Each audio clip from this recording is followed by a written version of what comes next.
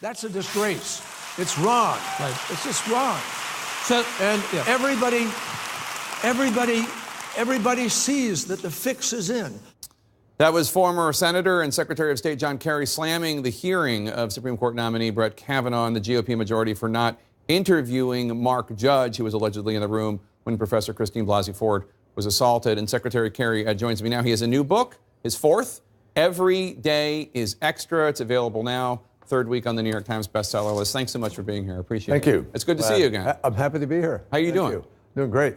Yeah. Fabulous. Feel great. So I want to ask you about what's going on in politics right now. The FBI is investigating the claims from these women. Republicans say there's no corroborating evidence that Kavanaugh assaulted these women, and therefore it's not fair to hold these allegations. And we'll find out what the FBI turns up, if anything. But as of now, they are allegations against him. What do you say?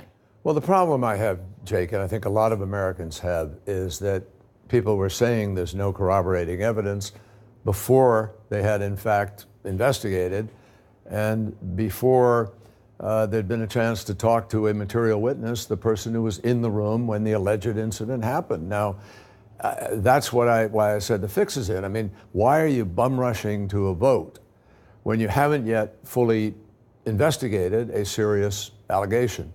And I think, obviously, most Americans felt that.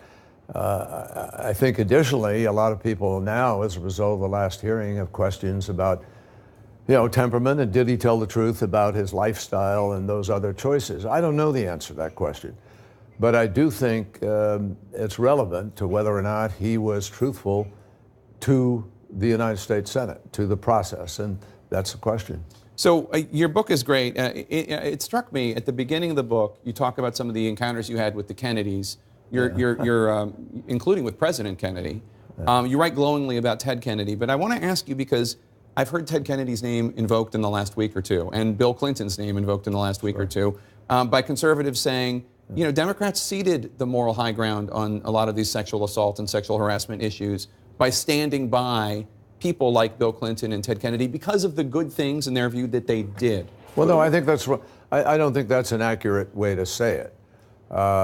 Many of us were very critical of President Clinton on the choice he made with respect to what happened in the White House.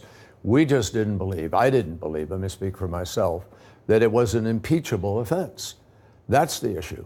And what about Ted Kennedy? Similarly, people have been critical through the years and he was critical of himself. He stood up and owned moments where he knew he'd stepped over the line. So I think that and he wasn't about to be nominated to a lifetime position. In fact, he said to the people of Massachusetts, if you think I shouldn't stay here, then, and he took those returns, and then he was elected another 6 times.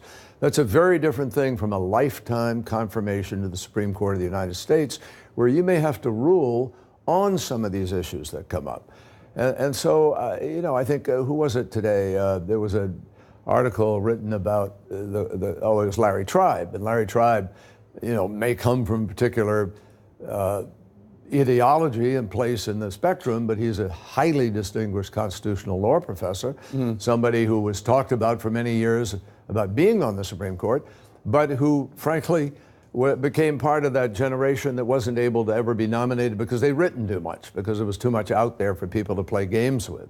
So now we have this sort of vanilla process by which justices, doesn't mean they're not smart, doesn't mean they're not capable justices. They're avoiding conflict. Yeah. But it avoids answering an awful lot of questions.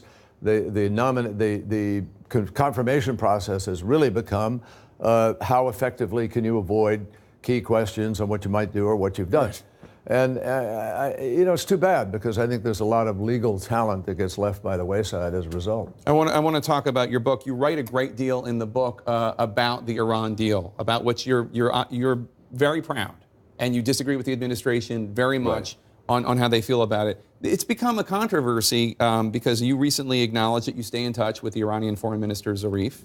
Well, that's not the way I'd frame it, but go ahead. You said you met with him 3 times. Finish your question. You've met with him before. Yes. You've talked to him. Yeah, that's accurate. And the Secretary of State, Mike Pompeo, called the fact that you talked to him unseemly and unprecedented. You say it's not uncommon for diplomats to stay in touch. It's not only is it not uncommon for diplomats to stay in touch, but the 3 times that I met, one at an Oslo conference on peace, two at the Security Council meeting in Munich, where John McCain and other senators go, and he was present at that. And third, at the UN General Assembly meetings in New York, where I met with him outside of the UN. And he met at the same time with editorial boards of newspapers, with the Council on Foreign Relations, and with other sitting senators, by the way. So it's not new, but most importantly, I met with him before the administration made a decision to pull out of the agreement. And there's nothing abnormal about that. I have never talked to them since the administration pulled out of the agreement. And what's really important, I mean, Henry Kissinger, countless secretaries have met with people that they worked with or otherwise to be informed.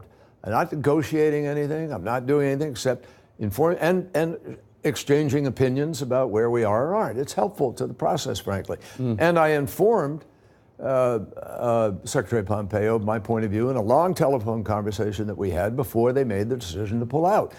And he was very cordial. We had a good conversation. So what do you make of the fact that they attacked you so Well, much? I think, it happened on the day that Paul Manafort cut a deal with Bob Mueller. Do you think they were trying to change the So subject? I think it was partly changing the subject and sort of brushback and other things. It doesn't matter to me. What's important to me is, as a citizen of the United States, we still have a right to meet with people and to talk with people and exchange opinions. And I wasn't negotiating anything. And the policy of the United States, when I met, was to live by the deal until the president pulled out. Now he's pulled out. But and I haven't met with anybody since then. But what's interesting, Jake, is that last week in New York, Russia, China, France, Germany, Britain met with Zarif, and they all talked and agreed that they need to keep the deal. They're trying to keep the deal. Only Donald Trump has pulled out of this agreement.